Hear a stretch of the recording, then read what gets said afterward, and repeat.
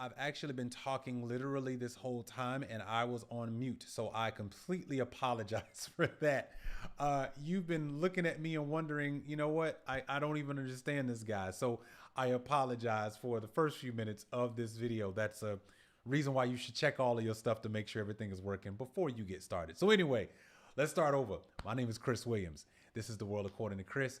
I want to say thank you so much for hopping on here today because you saw the title. We're going to be talking about what's driving you. I'm actually going to walk you through the 7 different things that are drivers for human behavior. And then also I'm going to talk about, well, who's actually in the driver's seat. So you can hop on the chat. You can talk to me. I'll answer questions as we go through this today. But you might be asking yourself, why would you want to talk about this? Well, here on The World According to Chris, this is all things of content and source for the growing man in you. And so I'm here for any man who's trying to get better and really upskill their own life. And I know everybody's thinking about 2021. You're thinking about how do I get better? Well, there's 7 things that actually go into your human behavior. I want to kind of unlock those for you so you have a lot more self-awareness. Now, I do a lot of speaking at my corporate job, and then I also do things outside of that. One of the things I fell in love with years ago was human behavior and organizational psychology. And I remember stumbling across information and just learning more about what makes people tick, right? Like, why do we end up the way we do? Why do we think the way we do? Why are some people so starkly different than others? Well, we're going to talk a little bit about that, but more from a self-awareness standpoint. So pull out a pad and a pen. We'll talk through some of these different things. So first, let me kind of share with you kind of the 7 different, motivations or the things that kind of drive our human behavior. I'm going to walk through them really quickly, and then I'm going to break these down.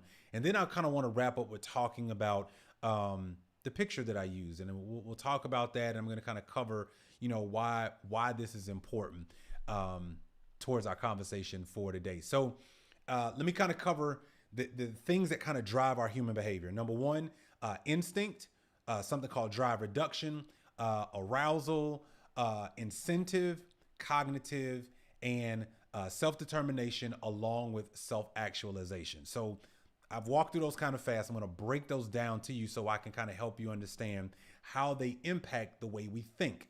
So instinct. That's not hard to figure out, right? When you feel a certain way, you kind of feel the hairs on your back and your neck stand up, you feel some danger, you react quickly. That's instinct. Not difficult to understand. But it is important to understand that out of our instinct, a lot of times we do make decisions based on our instinct of survival, right? If we're in a space of peace and our instincts might kick in, we might, choose to make different decisions versus those of us who grew up, like me, in poverty situations. You've lived your life from instinct and survival. Well, sometimes you don't make the best decisions. Just because it was instinctual to make that decision doesn't mean it was the right one. So you just want to be mindful of that. Your instinct is a part of your human behavior. Drive reduction.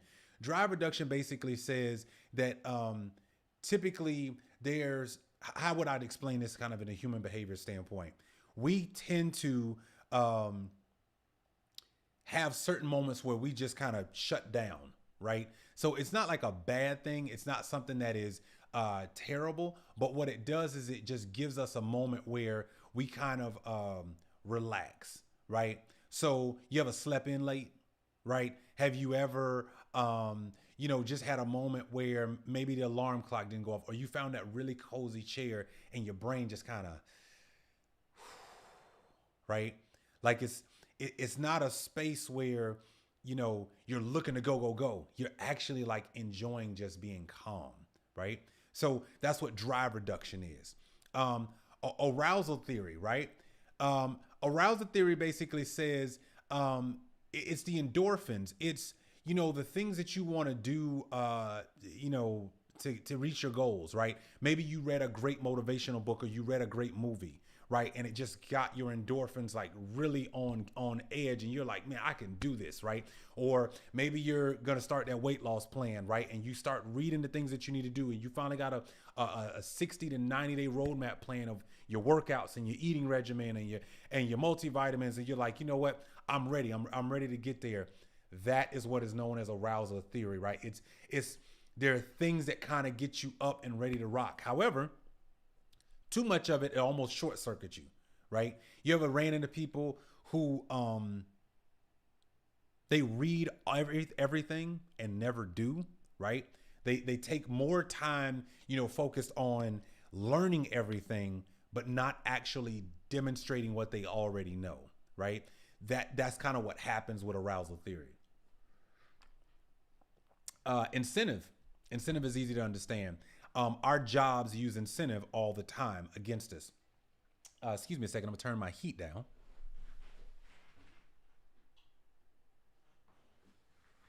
Okay, I'm back. So our jobs will tend to use incentives all the time for bonuses, right? Retailers do a really good job at using incentives on our behaviors, right? Incentive basically says, hey, there's a sale out there, right? If you buy 2 of these, you'll get the 3rd free, right? Buy 1, get 1. That's incentive, right? It drives our human behavior. If I know, if I know my wife likes flowers and I'm trying to win some cool points at home, I'm going to buy these flowers, right? That's incentive theory. It's used all over the place. Cognitive theory and basically our cognitive behavior has everything to do with what I would consider like the steering wheel to our brains, right? It is literally the guiding force behind all of our behavior, right? It pushes us, it makes us see and move and think and move in certain ways that we tend to not even always think about because we're not always that self-aware, right? So that's kind of the cognitive side. Then there's self-determination. You tend to have a goal or an action, but a lot of times that goal and action might be driven by something inside of you. You might have heard of really successful guys or successful ladies, who when they're telling their story and you're like, man, when you go really hard every time out, what's going on? And they might tell a story about, I just don't ever want to be broke again, right? So they kind of have this, I don't need anybody else to pump me up. I got my own motor. I don't need anybody to tell me I need to work from, 9 to 5 and my side hustle 6 to 11. I don't need no help, right? That kind of is the thought behind, self-determination. People just got that inward thing, don't need any help to be able to do it. Self-actualization. I want to read this definition because this will be helpful to you. We are most motivated to realize our own inner potential. That's it. You are, what that means is that you have literally everything inside of you that whatever you believe about you and what you think is possible is actually true. That's basically what that says. And so if you don't really believe, you can achieve, well, then guess what? You're actually right. If you believe that you can conquer the world, guess what? You're actually right. Either way, you're always right. And so when you're talking about self-actualization, you probably heard of self-fulfilling prophecy, right?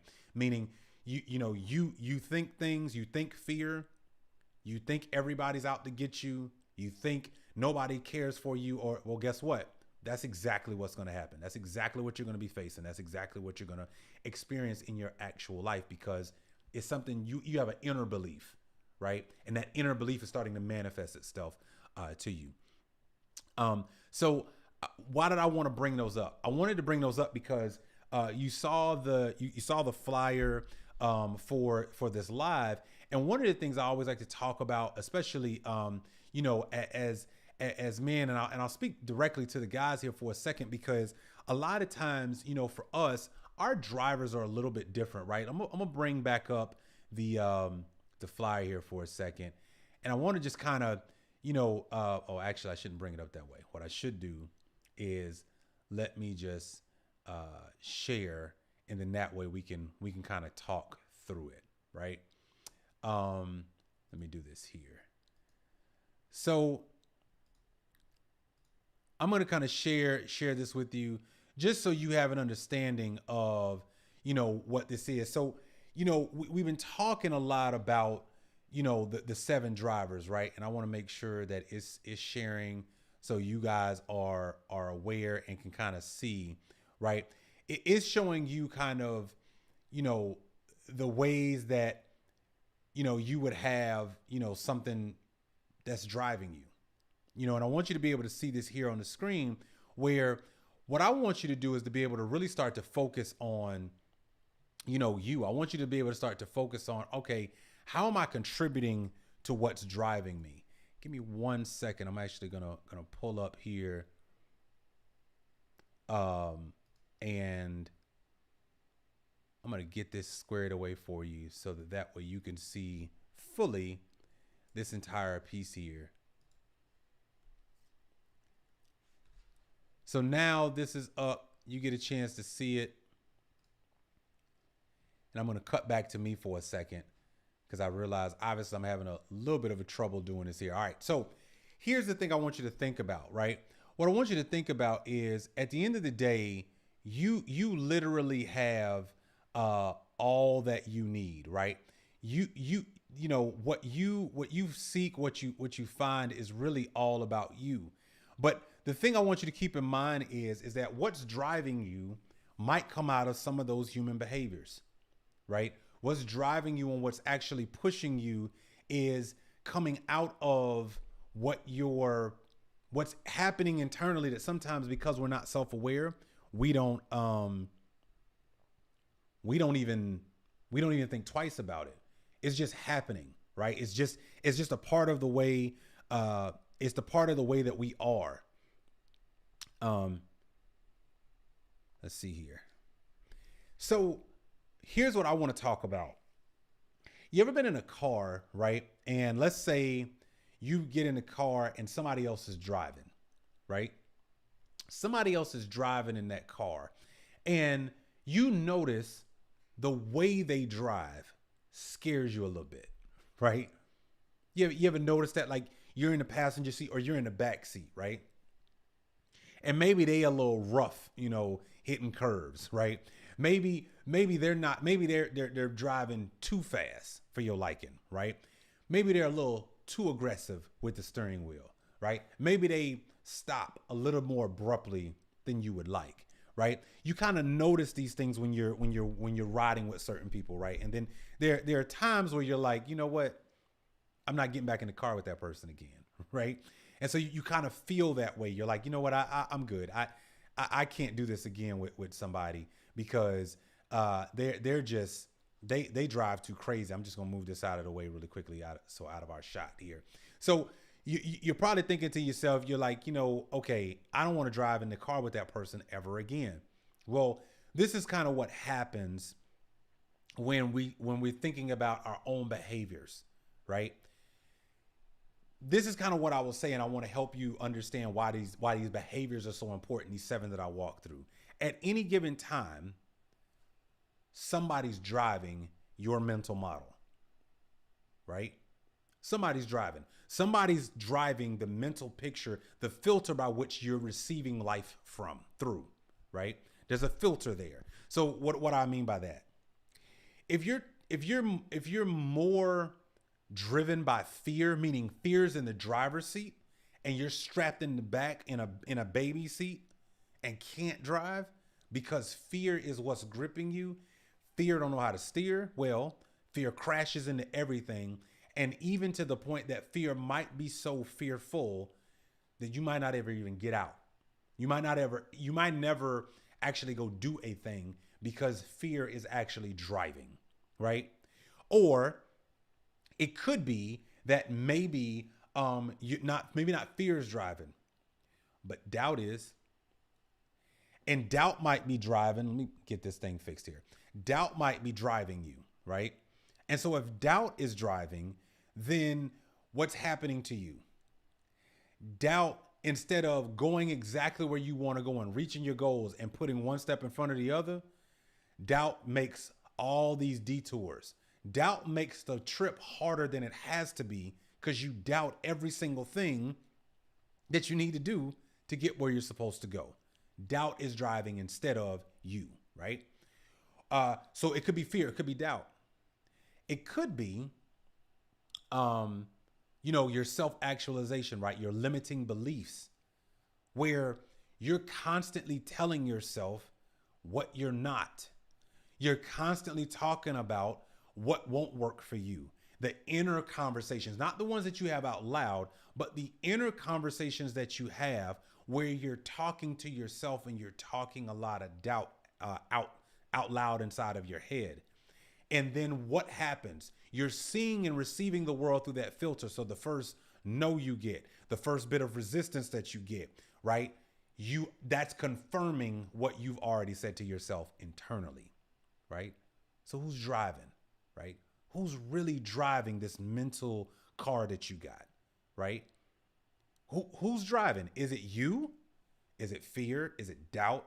Is it regret, right? Is it shame? Is it hurt? Right? Who is actually driving? And I think from a self-awareness perspective, it's important that we, especially as men, take the time to ask ourselves a real question. Who's actually driving? Right? Because until I get very aware of who's actually driving, I will never be able to get in that driver's seat. I'm always being driven by somebody, right? My whole mental model is an Uber trip through life, and I'm never actually driving. I can say a destination, but I'm letting somebody else dictate every turn, right? I'm letting my emotions win, right? I'm letting something else take advantage of me, right? Make my relationships harder, right? So if survival is driving, then the result might be I don't let nobody get close to me. If I'm so focused on what potentially could go wrong, I never am open to the things that could actually go right. I'm never putting myself in that space. And then soon as something goes wrong, what happens? See, I told you. That's what we say, right? So we affirm whatever is in our filter, right? So you got to ask yourself, who's driving, right? Who's driving your mental model? And be honest with yourself about it. So let me give you a couple of things that I have learned that have helped me when it comes to understanding my mental model and understanding who's in the car with me and who's actually driving. Let me give you a couple. Number one, the first thing you got to do is, whether you got to write it down on a piece of paper, write it down on a whiteboard, write it down on your phone. Maybe you use Evernote or the Notes app on your phone, but you need to write down every single area because nobody else knows. You do. You understand where you are and what happens when you start to feel fear, doubt, hurt, regret, shame.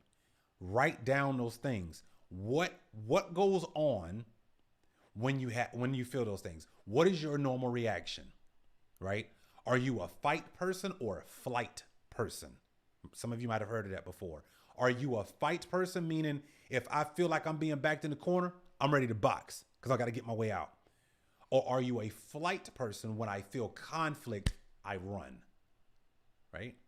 You need to get more self-aware, because the better you are at understanding who you are and how you show up when things get tight, when things are good, when things are bad, when things are just blah, the better you understand that, the better you can do about fixing it or solving for it, or at least having the awareness that, you know what, maybe I want to not put myself in positions because until I get stronger in that area, right? I think that's the thing we want to be mindful of. We want to be mindful of, okay, there's some things I should probably do differently when I get into those spaces, right? So being mindful, write them down. Write down your area. You know better than anybody else. Somebody else can tell you that you know you. Second, after you have them written down, what you want to do is start to say, which one do I want to tackle first? Let me tell you why. It's easy to write them down and then look at it and go, oh, I'll never be able to achieve this, so I do nothing. It's a whole lot easier to look at your elephant and start to break it down one bite at a time. So pick one. If fear is what's holding you back, If fear is the one that's driving you all the time, choose that one first. Choose that one to actually work on and say, you know what? I'm going to read some books about how to conquer my fear. I'm going to talk to my spouse about my fears and see if they can help me and kind of be my outside voice, eyes and ears, right? I'm going to talk to a good friend. I'm going to get me an accountability person to help me through this fear, right? So that I can get better at that. The rest of them, it's not that you're not going to get to them, but you have to deconstruct stuff so you can actually go do something about it, right? Otherwise, the list is just insurmountable and you'll never do anything about it. And you'll be in the same spot this time next year because you didn't change anything. You saw it, you're aware of it, but you didn't take any action to make it better, right? So we want to be able to do that. Third, you got your list. You've picked one. The third thing, take quick action. It could be something small, but don't wait, because a lot of times we are our own worst enemy trying to be perfect. Perfection never did anything.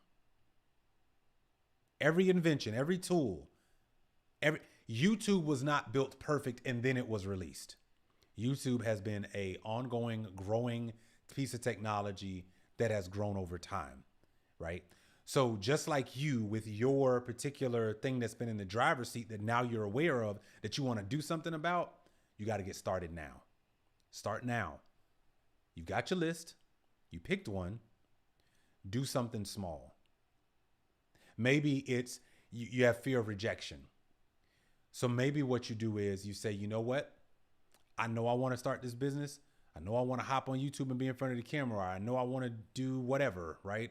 Whatever it is you're trying to do, I want to get the certification, but I'm afraid I'm gonna fail. Whatever it is you're trying to do, the first thing you need to do is, maybe it might be some positive affirmations, right? That I will pass this.